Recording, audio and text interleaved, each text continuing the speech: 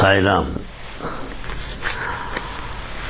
Welcome to all of you for this morning session, which is exclusively going to be a question and answer session.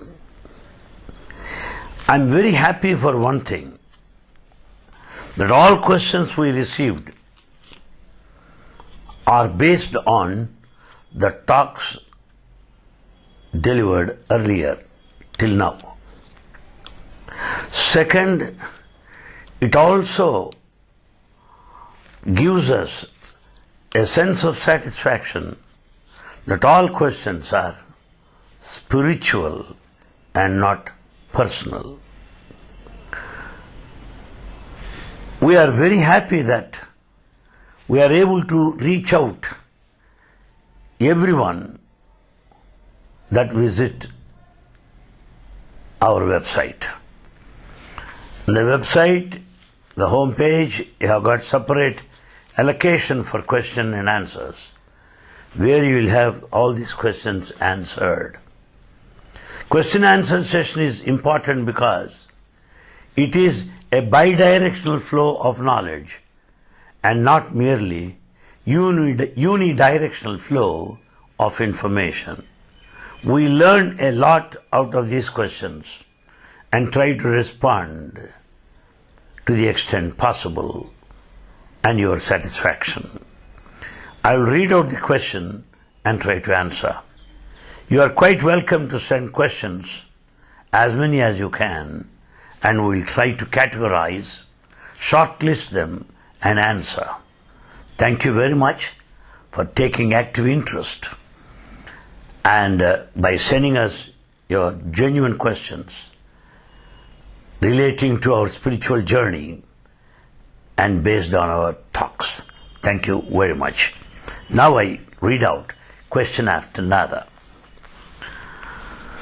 The first question: I don't have any desires, but how can I tap more and more bliss by cessation of my mind?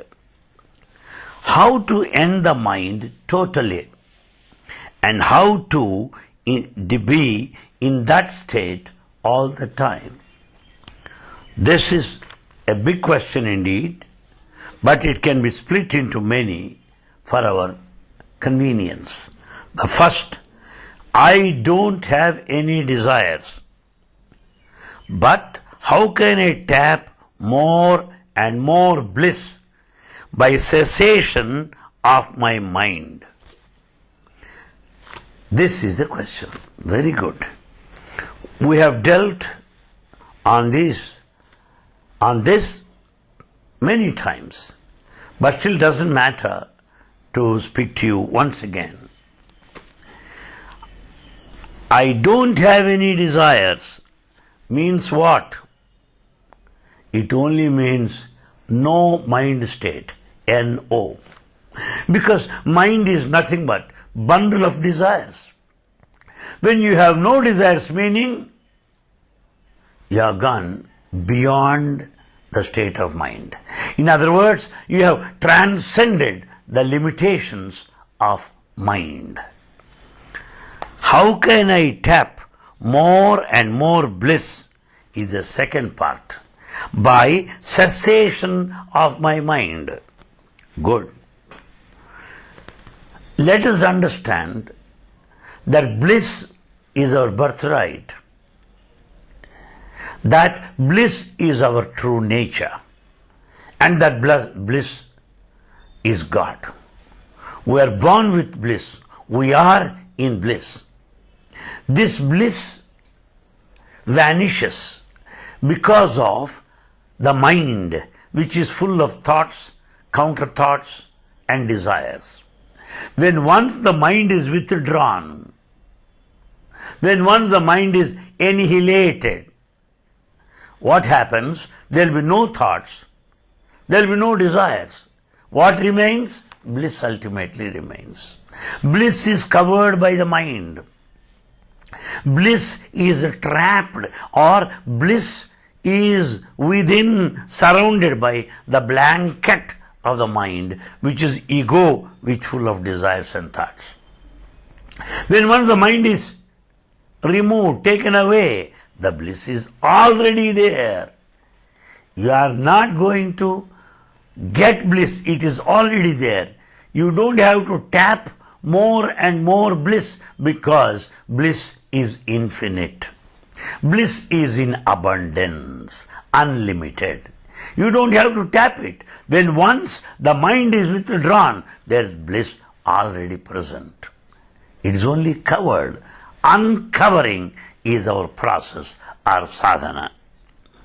Then, and how to be in that state all the time? How to be in that state all the time? My friend, I would like to tell you a word about the mind more. Mind is not only a bundle of thoughts, counter thoughts and desires. Mind is also, in a sense, ego.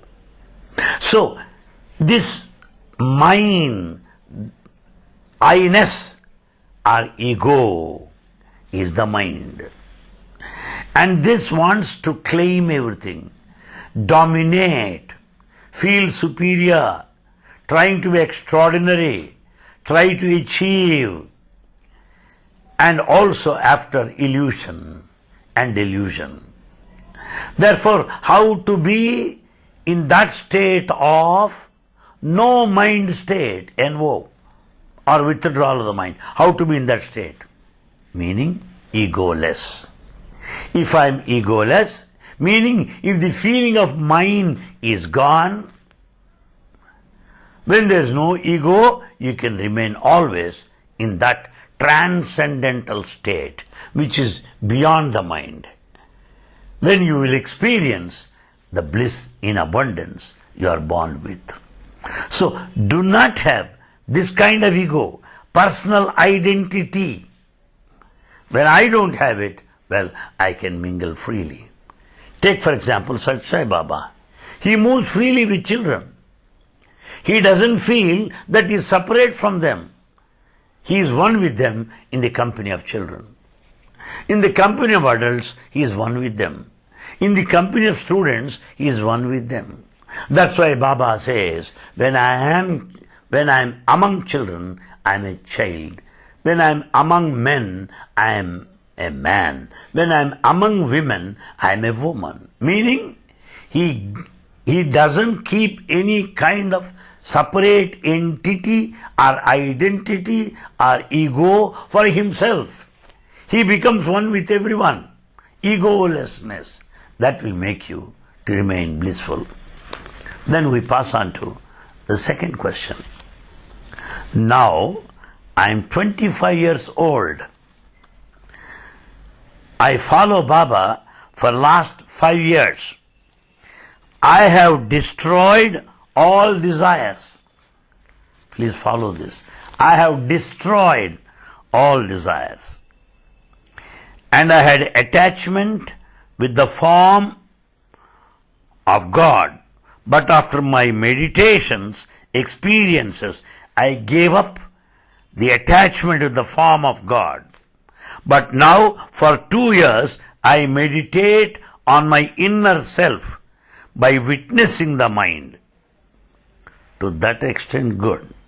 But it seems almost a void, emptiness, nothingness is that divine experience, sir. I feel a great death inside. a great utter silence, great void, it seems like a death to me. Is that God experience? And without any desires, now I am just a being, but it is boring without any desires. What to do now? A long question. Let us split into parts and try to answer. Quite interesting.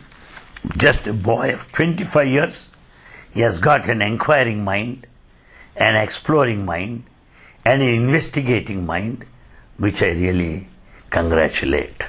Let us try to answer.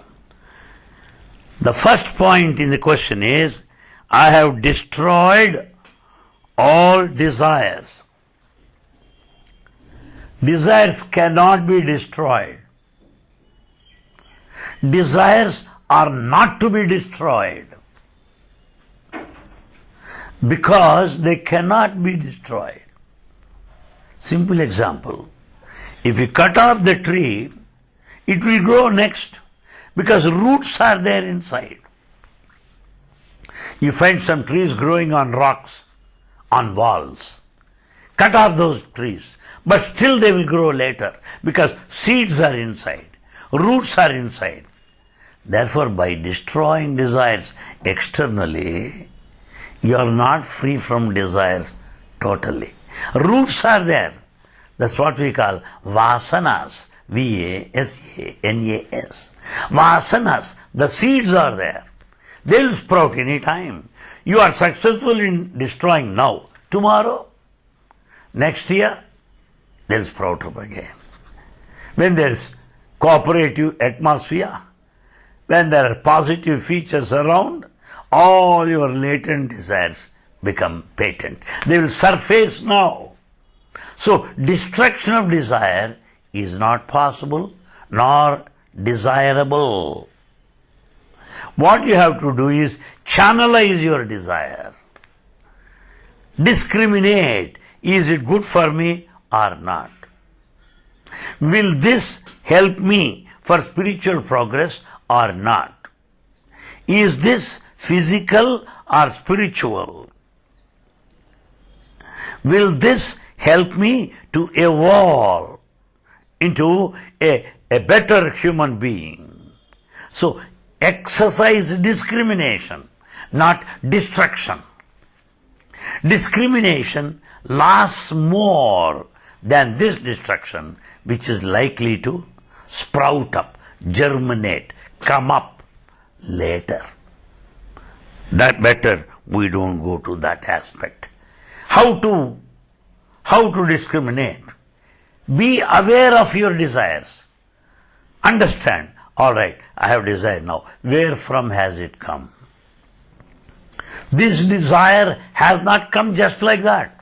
It has not come from outside. It has come from within. Where from the desire has come up?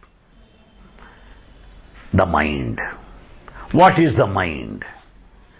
During night, when I am fast asleep, there is no mind. Then where are desires? No desires. So, mind itself is nothing in deep sleep.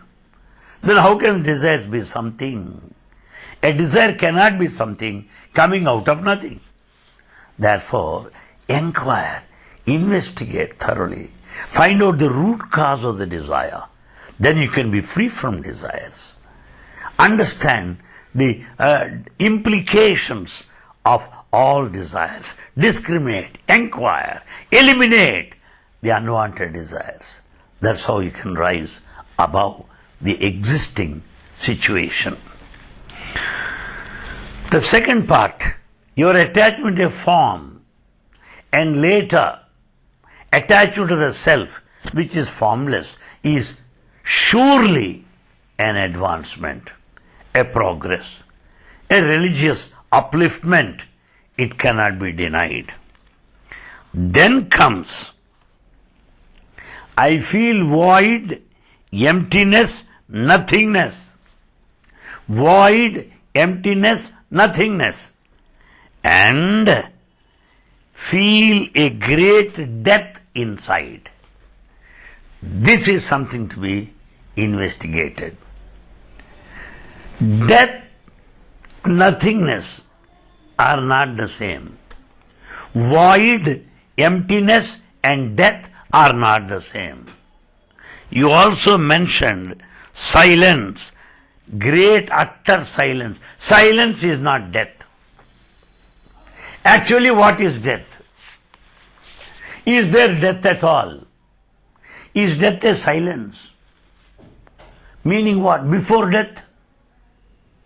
Is life noise? Life is not noise. If life is noise, death is silence. Life is not noise. Silence is the state out of which disturbance comes. Simple example. Sea is silent deep inside. Because the touch of the wind, there are waves that touch the seashore. There you have noise. Noise is because of the waves. But the sea is silent. Similarly, silence is consciousness. Out of that, the wind, the mind, which gets disturbed because of the waves, produces noise. So, what is the reality now? Is the noise of the waves or silence of the sea? Silence of the sea is reality. Noise of the waves because of desires. That you understand it very clearly. Baba said at one time, with his fist folded like that, he called by, come on, boys. What is this? What is this?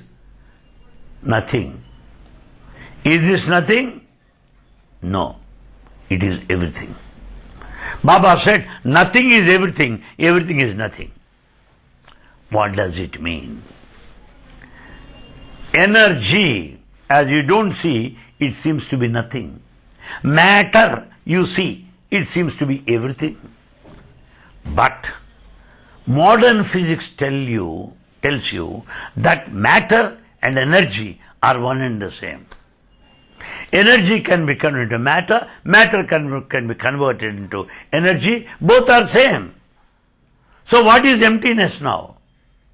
There is nothing like it. Emptiness is fullness, fullness is emptiness. Emptiness is sunya, fullness is purna.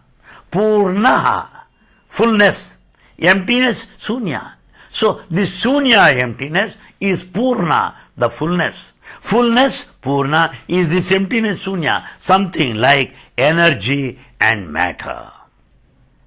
Matter is only apparent, full of energy. When this matter loses its name and form, it is total energy. That's how we have got to understand. Never think emptiness, void, stillness, silence are the features of death. No. In that case, all saints that observe silence, do you mean say they are dead people? No. Do you mean say that death is silence? No. Even after death there is a mind which carries with it the desires, the cause for next birth. Birth and rebirth happens because of vasanas or because of the traits, because the consequences of actions of the previous life. They are ready to express out. They are ready to manifest in the next life. So even death is not silence. So silence is our original state. And all the disturbance is because of the desire or the mind. That's we have got to be very clear. And you also say that you are a being and life is boring without desires. Desire itself is boredom.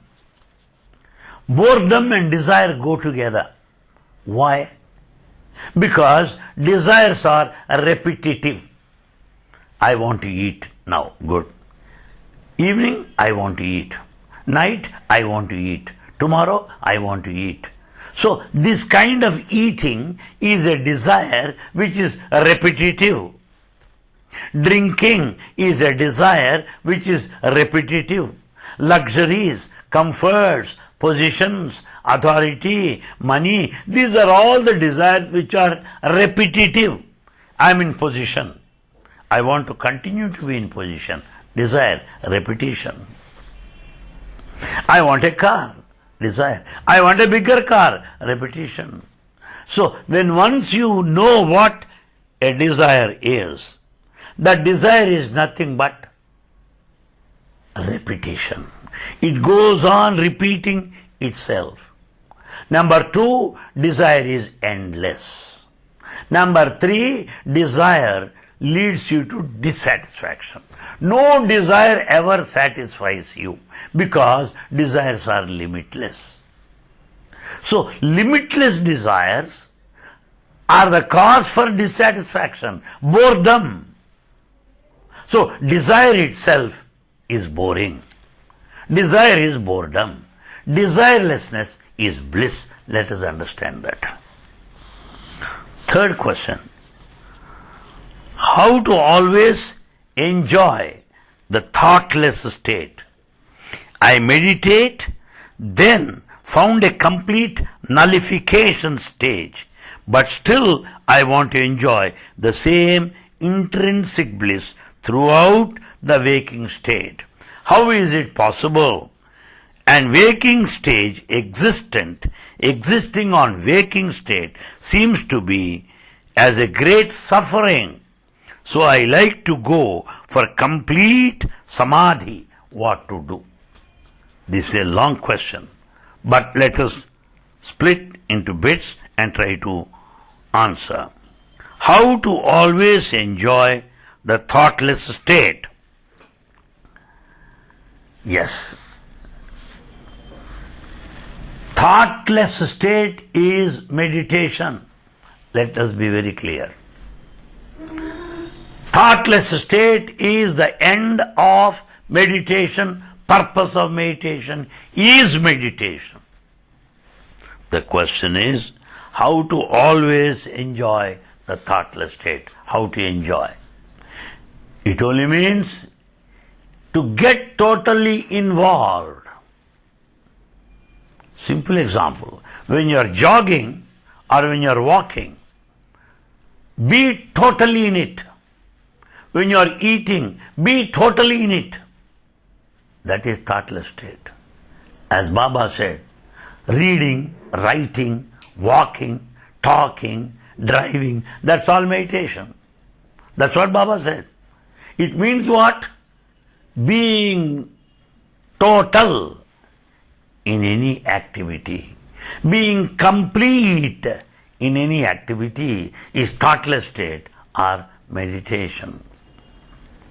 So that's how you can meditate thoughtless even in waking state. And then the point is this: since you are not able to maintain this thoughtless state in the waking state, you feel great suffering. You feel great suffering. Why? You are not experiencing that thoughtless state in the waking state. I can certainly understand a part of your question. My friend, it is understandable. It is understandable. In the waking state, well, I find it very difficult to be in thoughtless state.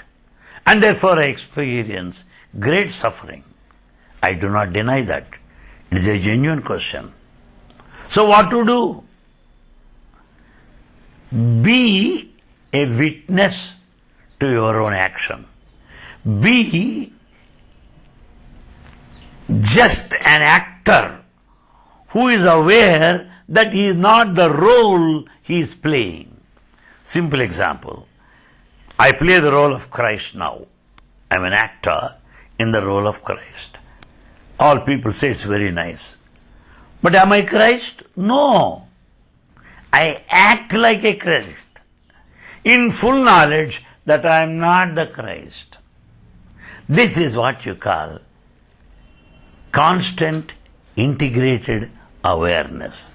This constant integrated awareness, that I am only acting as an actor and I am not the role that I play. You are just a spectator. You are just a witness. That's all. That's how you can maintain thoughtless state even in the waking state and get out of suffering as mentioned in your question. And then I like to go for complete samadhi. What is to be done now? What do you think of samadhi? What do you mean by samadhi? Do you think that samadhi is a place? Or do you think that samadhi is a state? Do you think that samadhi is bound by time? No. Samadhi is not restricted to a place like forest or a valley. Samadhi is not restricted to a time in the early hours of the morning or afternoon. No. Samadhi is not bound by time and space. As Baba defines what samadhi is. Samadhi. Dehi, intelligence, intellect. Sama, the sense of equanimity, the sense of calmness, the sense of steadiness. That is samadhi. You don't allow yourself to be tossed. You don't allow yourself to be oscillated, vacillated, to be put into the process of ups and downs, bumps and jumps. You maintain your equanimity. That state is samadhi. Be unruffled. Don't get elated because of joy. Don't get depressed because of suffering. Allow things to happen. Let there be suffering, okay. Let there be pleasure, fine.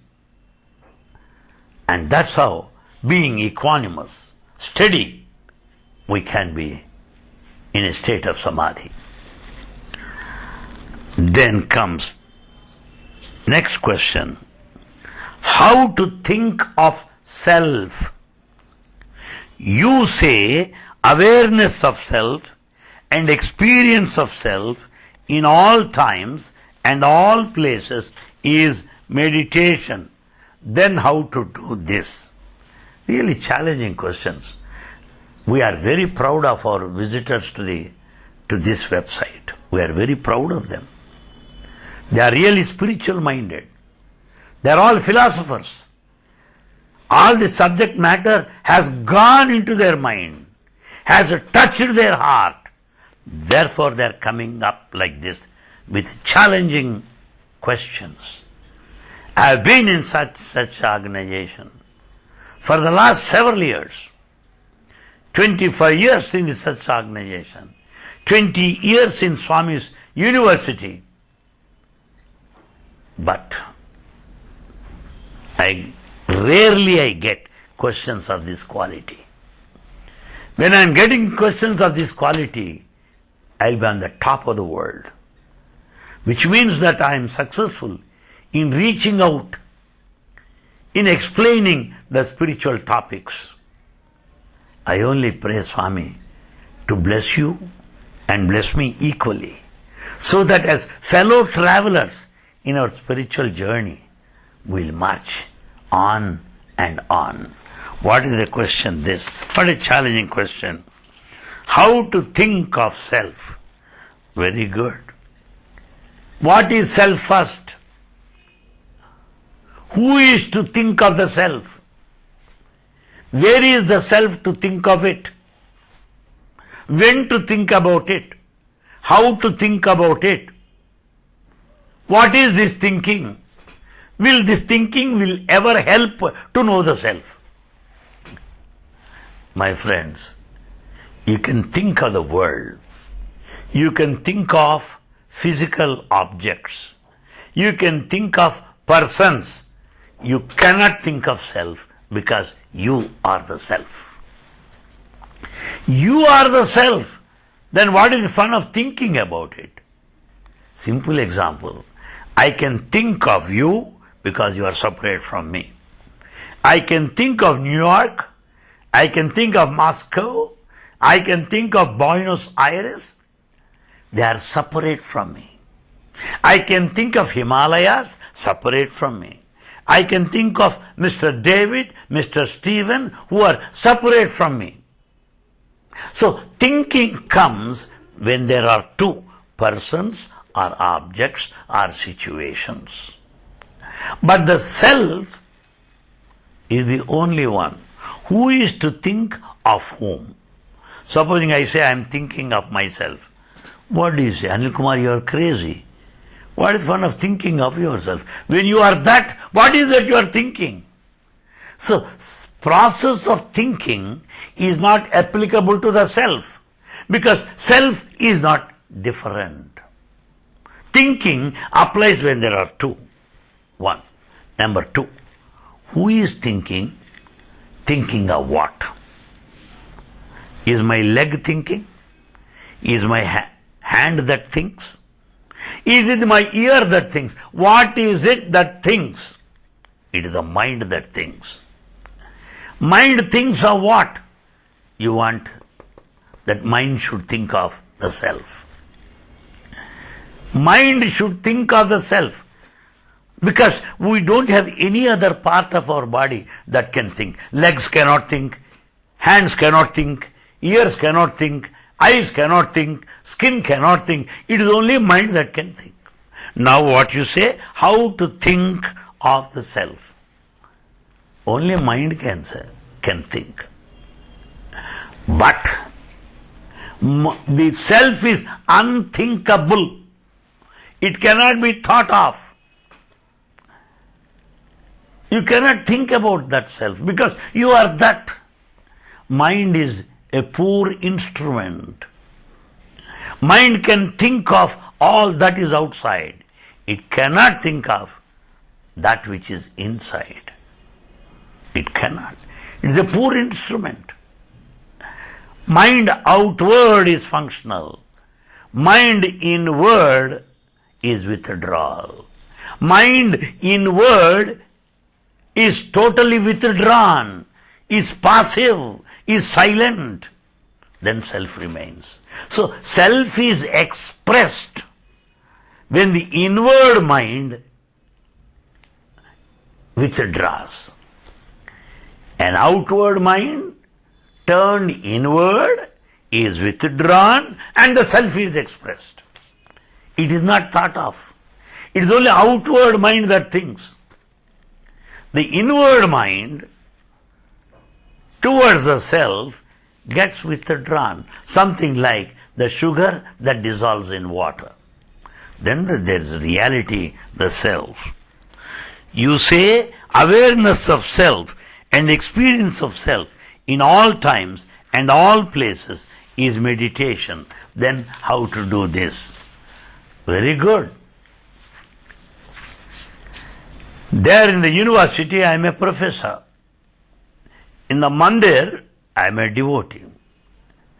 Among my friends, I am their friend. In the family, I am a husband, I am a father, I am a grandfather. Do you mean to say I am many? No. No. Friend, professor, devotee, husband, father, grandfather, all roles are played by me only. I don't say I am Professor Anil Kumar, the father. I don't say I am Anil Kumar, the father, the professor and a devotee. I don't say that. I play different roles. I am the same. Similarly, know it is the self that operates. Simple example. When there is power supply, you can switch on lights. When there is power supply, you can work on your computer. When there is power supply, you can make use of all electronic gadgets. Each one may be separate from the other, but the power is same. The sound system may not say, I am working based on power.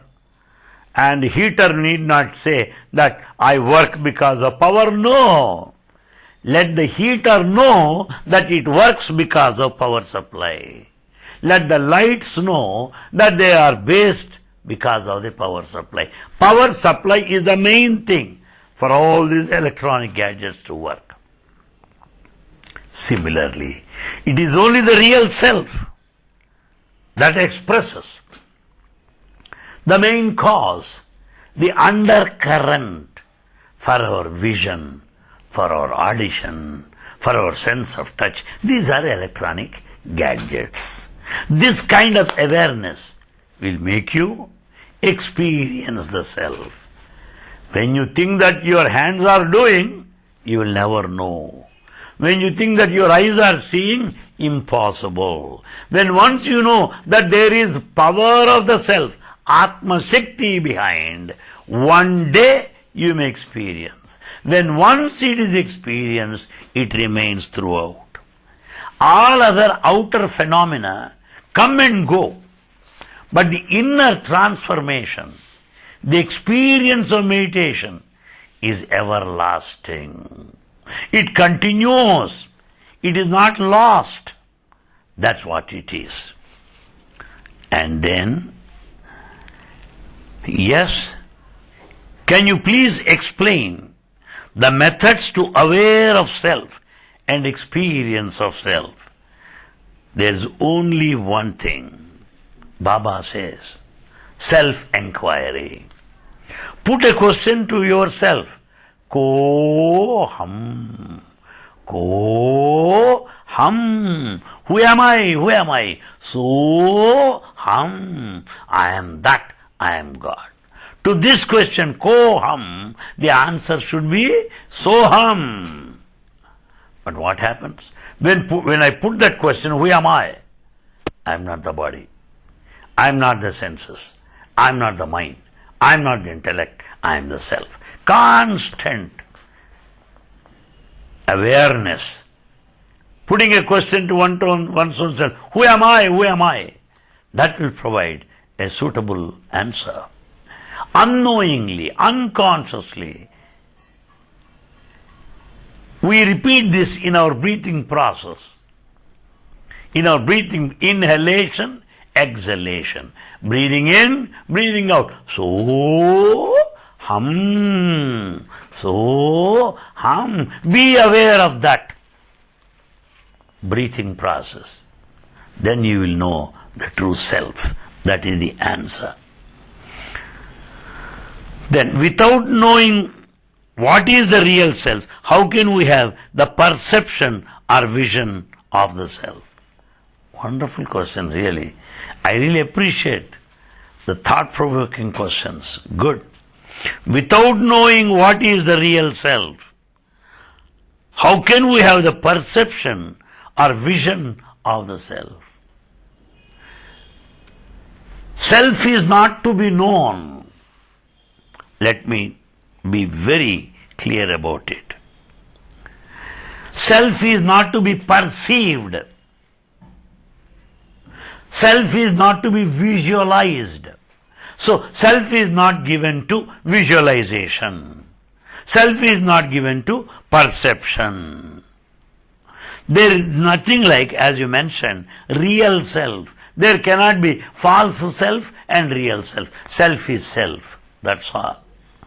Now, the question is this. The self identified with the body, you can say false self. The self identified with the mind, you can say false self. So, this kind of psychological identity, come on, remove it, the self remains. Identity with the physical body, come on, minus, then the true self remains. So, the real self and false self meaning, real self is one.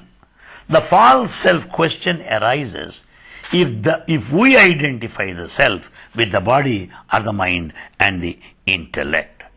Then, perception and vision, 2 points you mentioned. It is not given to your perception because mind perceives. The self is beyond the mind. Self is beyond the mind. The mind is also functional because of the self. How can that mind know? If mind is something else, it can say, oh, you are working because of the self. Oh, the self is here. No, mind itself is functional. Mind itself has the self as its support, as the cause, as the force, as the energy. Without that self, even mind cannot think. Intellect cannot discriminate. Body cannot function. Therefore, mind is thing. So it cannot be visualized because the eye sees okay. But this vision, the capacity to see, is because of the self. So the eye can see, but I cannot see itself. With my eye I can see you. But this eye does not see itself. It cannot see itself, no. Similarly, self is beyond vision, beyond perception, because it is the cause for perception and it is the cause for vision and everything else. By witnessing or by which means? That's also a part of your question. Self is not to be witnessed. Self is a witness. Self itself is a witness. What do you mean by witness? Witness is that which is not touched. Witness is that which is not affected. Witness is that which is non-dual. Witness is that which is self. Witness is the self that is God, that is divine. That is the only reality. Therefore, witnessing is different from being a witness. Self itself is a witness. So, you don't need another witness to this witness. No. Self is the only witness. It doesn't require another witness for that purpose. So, this self, which is the witness, is the reality, and the constant awareness of that is enough to be in reality. Next question. Mere living in waking stage seems to me as a great dream and vain. What to do? Yes. If waking is a great dream, sleep also a dream. Sleep also is a dream. As Baba puts it, life is a dream. Life is a dream, realize it. One is a daydream, other is a night dream. And you are the dreamer. The dreamer, you the self. In the day, we'll have daydream. You the dreamer, the self. In the night, we'll have night dream, and you are the dreamer. Think of the dreamer and not of the dream. It threatens me. It threatens me. What is the question of threat? When do you feel threatened? Simple example. When I say I kill you, yes, you are threatened. When you say you will murder me, I feel threatened. Threat is a negative feature. Threat is a negative. Threat is fearful. Threat is the cause for anxiety, worry, and calls for protective measures. Threat may lead to destruction. Threat may lead to an action which is harmful. So these are all the features of a threat. Can a dream ever be a threat? No. But when you think that the dream is true, it is a threat. Simple example. I am dreaming now. There in my dream a cobra appeared. Amma, I am threatened. Because it may bite me, I may die. threat is there in the dream also. In the waking state, I am walking in the garden. I see a snake. I am threatened because it may bite me. But how to come out of the threat? In the dream, when I think of the cobra, that might bite me. What is the way to come out of the threat in the dream? Somebody should wake me. Arey bhai, get up. Why do you shout like that? Oh, I get up. Is this all a dream? I think that I am bitten by a scorpion. I think that a snake is coming close to me to bite me. Therefore, I feel threatened. Oh, is it all a dream? Finish. When once you know the dream, you don't feel the threat any longer. Therefore, threat is a threat because of illusion. When you walk, you think there is a snake and you are threatened. But put on the torchlight. It is not a snake, it is only a rope. Oh, I say, no threat now. So, to know the reality, the knowledge, the wisdom of light helps you to come out of the darkness of illusion. It is the illusion that threatens you. It is falsity or false identification which is the cause for fear and the threat. When once the reality is known, when once the light is shed, there is no more of darkness. When the darkness of ignorance is dispelled, by the light of wisdom, there is no threat, there is no fear. You feel comfortable. That's what is the answer to this question. Next question. Mere living. It answered. Next question. During my meditation, I ultimately attain nothingness, total emptiness. So what is true? This is a question which is already answered. Already answered. Nothing is everything, everything is nothing. Matter and energy, they are not different. The energy as it is may appear like sunya or emptiness, energy. And matter may look purna or total, but they are not different as for modern physics or quantum mechanics. Both are same. That's what it is. And then comes next question. Why there are two dimensions? Material, spiritual. Why only spiritual can exist? Why? So there will not be many and no illusion, no suffering. So why this multiplicity world and physical suffering? God may be one, and only a spiritual dimension can enjoy himself. No, is that right? So why this new dimension as physical or material? This question depresses my mind a lot, sir. This is a question. Good. Well, let us analyze this question.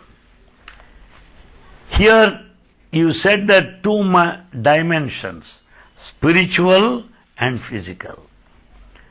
My friend, there are no two dimensions. Only one, that is spiritual. The material is superimposition. Is superimposition. That's all. Simple example. Canvas. There's canvas. On that I paint different colors and draw a beautiful picture. Is the canvas multicolored? No. It looks multicolored because of the picture drawn by me in different colors. Canvas as such is plain. With this picture, it is multicolored. So similarly, it is the spiritual which is plain. Our senses and the interaction between the senses and the world outside and interrelationships among us and our mind which is outward is the cause for material dimension. Material dimension is nothing but outer, external, pravritti. When once it is inward, you will understand it is not multidimensional, it is not multicolored, there is no variety, there is no duality, there is no complexity, but it is one plain spiritual dimension. When once the inner reality of plain, only one dimension of spirituality is known, from that point of view, if you come out, everything is spiritual. Everything is spiritual. Simple example. With these eyes, I see different colors. Good. Supposing if I wear green glasses, everything will be green. If I wear red glasses, everything is red. Therefore, with the inner experience of the reality of oneness, by the inward mind, which is the only spiritual dimension of life, when we come out with that experience, outside is also spiritual. There is nothing like outer and inner now. From the outer point of view, there are two, outer and inner. From the inner point of view, there are no two, only one, spiritual. It is because outer is nothing but the reflection of the inner, reflection of the inner being. That's what it is. Then, why death is so threatening? How to be fearless? Although we attain Atmic wisdom, death is ultimate truth, is it not? Why all this? This misery here in this world. Why the world is so complex and complicated? My boy, I can understand this. Why death is so threatening? How to be fearless? First of all, let us understand death. What is death? What is birth? Appearance of the body is birth. Disappearance of the body is death. The five elements take a concrete shape, that is birth. This body is back to the five elements, that is death. So, by understanding this, you will know death is not the reality. Death is not true. Death is false. Why? Birth is equally false. There is no birth and death. Birth and death happen to the body. Why body? Why? Because of the mind. Why mind? Because of desires. Why mind? Because of past karmas or results of the previous life. The results or karmas or vasanas or desires of the previous life are contained in the mind, which is responsible for birth and death. When once the mind is withdrawn, when once the mind is annihilated, there is no birth, there is no death. Because it is the mind that is the cause for birth and death. Mana eva manushyanam karanam bandha mokshayoho. For liberation and bondage, it is the mind that is responsible. When one's mind is nullified, withdrawn, where is the question of bondage and liberation? Therefore, let us understand what death is. There is no death at all. Life is eternal. Simple example. There is electricity. Now we get the light out of this bulb. After some days, the bulb becomes useless because filament is out of order. When the filament is disconnected, you don't get the light. When you get the light today, and when you do not get the light tomorrow because of the disconnection of the filament, electricity is there. Whether the bulb is working or not, whether the bulb is in order or not, electricity is there. Please understand that.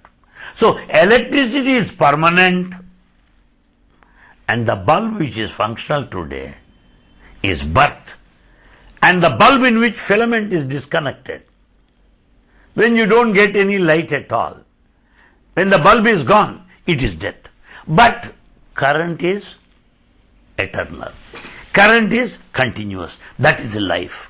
So life is continuous like current. Body is like a bulb.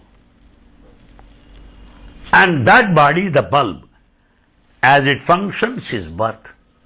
As the filament is gone, it is death. But the life is eternal. Then you will not have the threat of death. Then you will not have any fear of death. Why? Baba always says you are immortal. Amurtasya putraha. Srunvantu visve amurtasya putraha. It is, our Vedas clearly say, you are son of immortality. You are not the son of Yama, the god of death. No.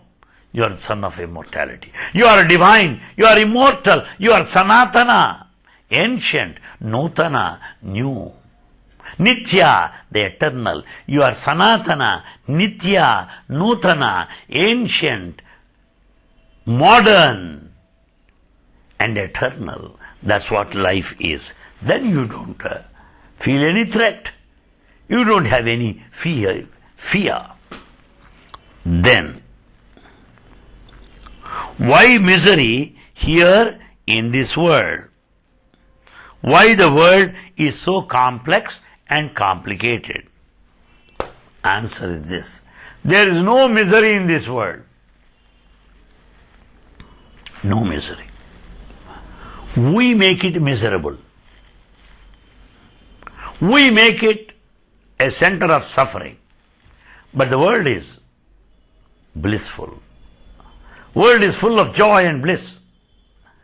Take for example trees. They are always happy. No tree ever complained that life is boring.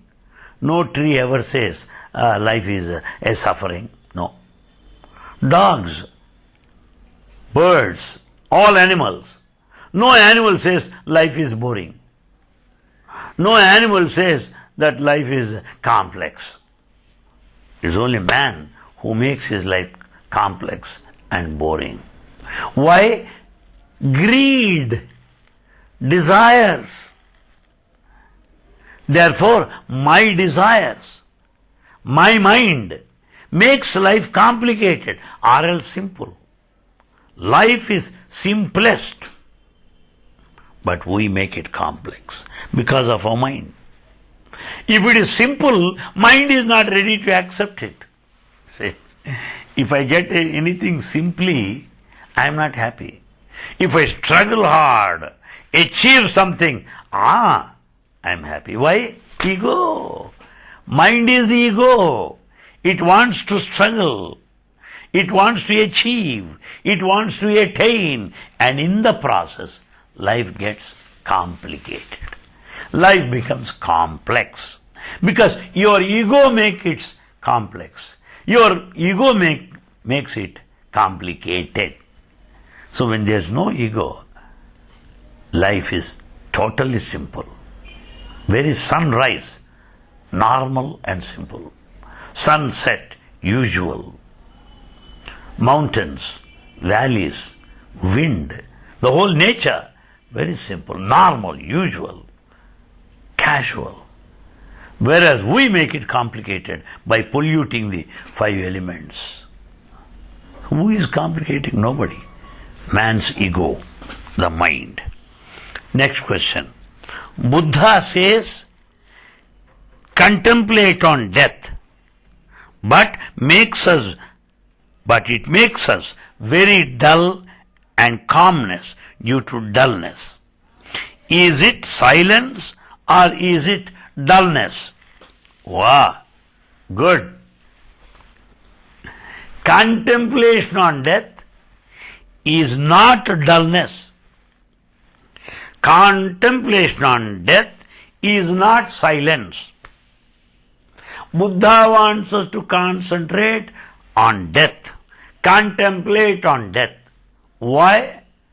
To know that this world is not permanent. To know that this world is not true. To practice human values so that we will not be too greedy, too much attached to the body, too much attached to the family, such that we will not be a captive in the prison of bondage. Constant contemplation of death will make you realize this is not true. There is something beyond. This is not true. Death is ending process. Everything will come to an end. In so thinking, you will know that there is something that is endless. Death is an end, but you are not the end. No, you are endless because you are beginningless. But your enjoyments, your pleasures, your comforts, your conveniences, your interactions, your feelings, sentiments, they all must come to an end. What is called death. So, death is an ending of illusion, falsification, falsity, delusion. That's why Buddha wants you to contemplate on death. That's what it is. But in that contemplation of death, you can never be dull. No dying man is ever dull. No. Because the dying man struggles for life. And he wants to live. No one wants to die in dullness. No. Impossible to die in dullness. Because you struggle to live. Doctors struggle to keep you alive. See that you live. Therefore, dullness is not life. Dullness is laziness. Dullness is slackness. Dullness is to be idle. I-D-L-E. An ideal man will never be dull. A fool, a stupid will be dull. Death is not foolish. Death is not dullness. Death is an activity. Birth is an activity.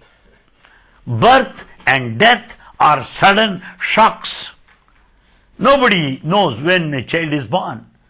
Nobody knows when one would die. They are futuristic shocks, surprises. When you take it positively, even death is also a pleasant surprise.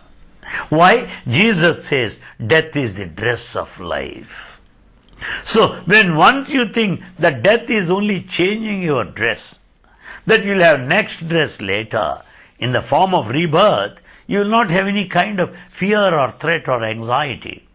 Therefore, death is not dullness. Then is death silence? Yes. But the silence in death born out of awareness is true. Silence because you go into coma, therefore you are silent. It is not that. Silence born out of awareness is genuine. Silence out of helplessness, something like coma, or because of chloroform, is not genuine. It is artificial. You are silenced and you are not the silence.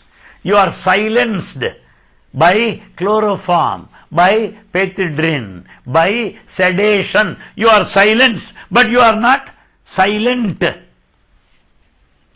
So, true silence is born out of awareness. The rest of the things are artificial. The next question. I am a little bit serious person, sensitive, so that I entered the world of Baba. So according to me, fun and happiness does not lead me to Baba, but my seriousness about life and death lead me to him. So ultimately, in spirituality, the aim is to become fun or serious, or in the middle. What is truth? Is truth fun or serious? It is all your attitude. It is the way how you look at it. Let me observe 2 points that you mentioned, fun and serious. Seriousness is a tension. Seriousness is harmful. Seriousness is anxiety. Seriousness is sensitivity. Seriousness is a response to a situation. When some man shouts at you, you are serious. When a person doesn't oblige you, you are serious. When things don't work out in your favor, you are serious. So seriousness is a response to a situation, to a person. You understand me? But fun, humor, laughter, they are not responses. They are nature, your nature. Child smiles is not a response. Smile is a quality of a child. Krishna smiles, quality of Krishna. Sri Ramachandra, Lord, you find a smile on his face. That is natural. Fun, frolic, laughter, they are natural qualities. Seriousness, tension, sensitivity, pretension, anxiety, they are all artificial signs of ego. When you continue to laugh, enjoy the fun of life, life becomes celebration. Life is a celebration. If you enjoy life, make it full of fun and frolic, humor. But if you make it serious and sensitive, life becomes torture. Life becomes harassment. Life becomes embarrassment. Life becomes heavy and burdensome. But with the laughter and humor and fun, life is so light.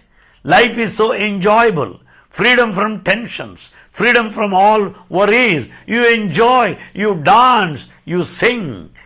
And that is life. And then life is a celebration. God is bliss. Bliss is God. You can laugh when you have no desires. You can laugh when you have no ego. You can laugh when you have no expectations. You can laugh when you are happy. You can laugh with others. And you can make others also laugh. By being serious, you have to be away from others. By being serious, you are torturing yourself. You are punishing yourself. You are making your life miserable. So come out of that misery. Come out of that seriousness, pretension, sensitivity. Be happy, be happy. That's what Baba says. Be happy, be happy, be happy. He says thrice. Be happy physically. Be happy psychologically. Be happy intellectually. Be happy unto yourself. Be happy with others. Be happy with God. So, laughter, fun, happiness are divine features. Yes. Then,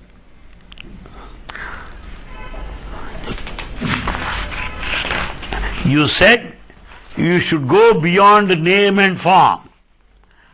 But by singing bhajans, we use a name. Oh, this is a question based on logic. By singing, we use the name. But my friend, you may use the name. Name is not the reality. You don't use one name. Hare Rama, Rama Rama, Hare Hare. Hare Krishna, Krishna Krishna, Hare Hare. Hare Rama, Rama Rama, Hare Hare. Rama, Krishna, two names. Har Shiva Shankara Bolena, Shirdi Purishwar Sainath. Shiva and Shirdi Sainath. So names are many, but you mean only one God. I may say Shirdinath, I may say Shiva, I may say Rama, I may say Krishna, but God is one. Names are many. With this feeling that God is one, that names are many, forms are many, God is one. It may be 0 candle bulb, 40 candle bulb, 500 candle bulb.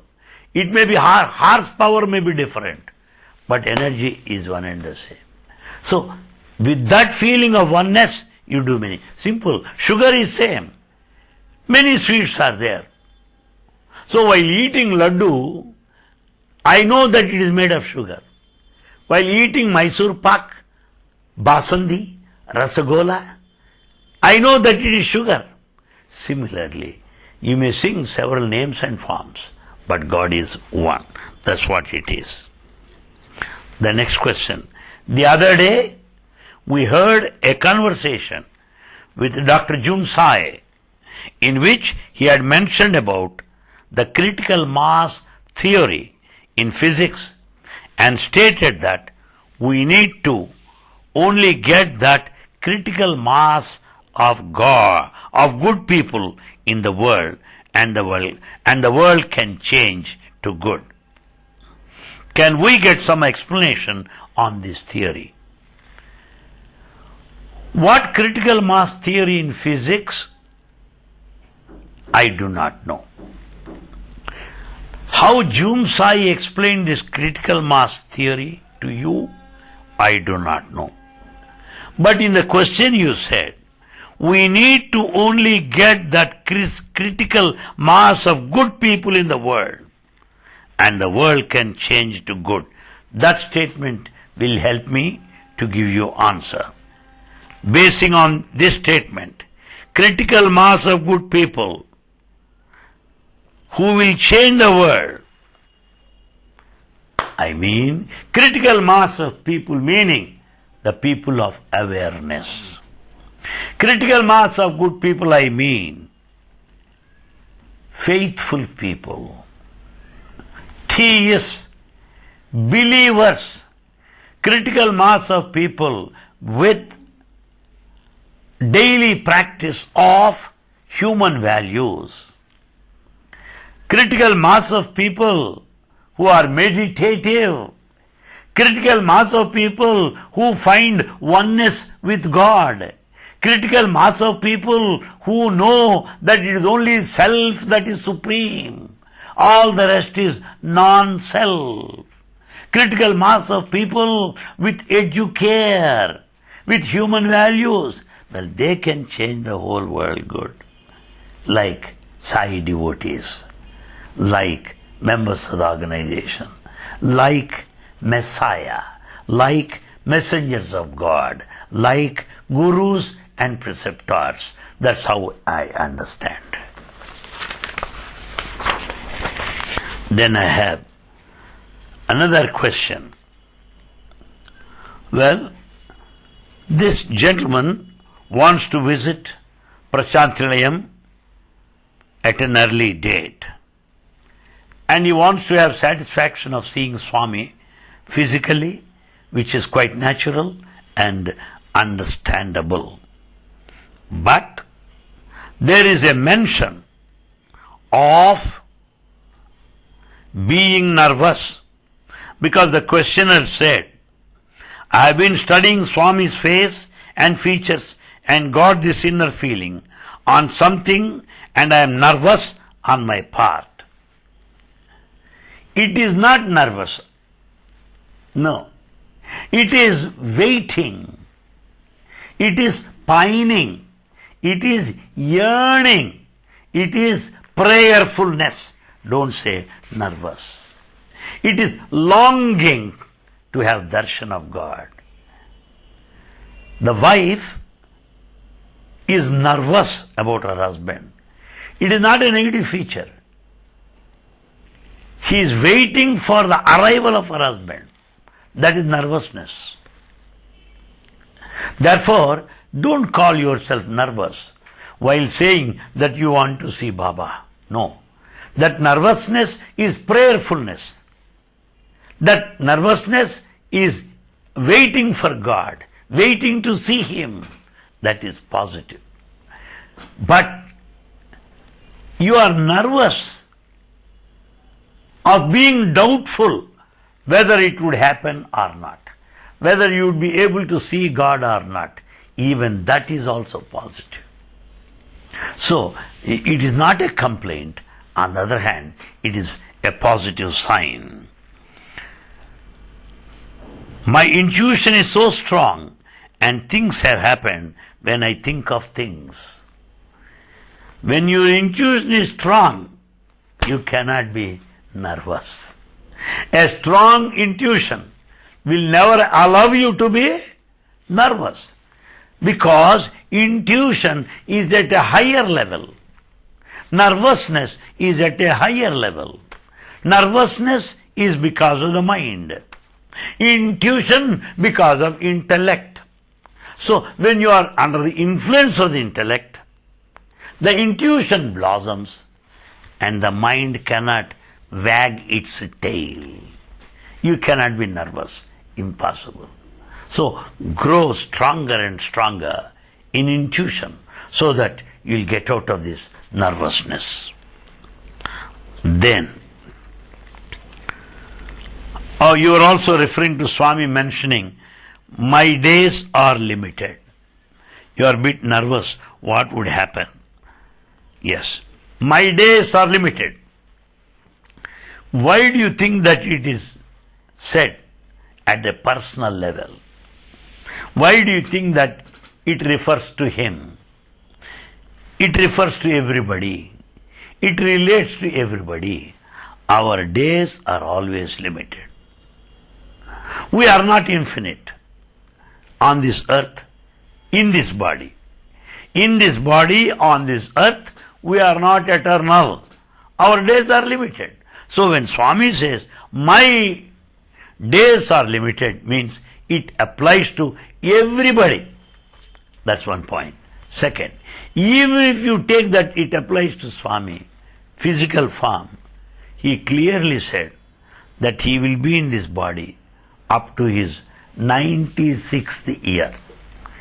He will live till 96 as he declared long ago. So it does not apply to him. So don't get worried. So that's all for the day. I'm so happy to answer these questions. I wish and pray that you listen to these talks by visiting the website regularly and just frame your questions like this and pass them on to saiwisdom.com, because it widens our knowledge. It expands our perception. It will help us to introspect, to internalize all this information leading to transformation. May God bless you. Thank you for being with us this morning. Sai Ram.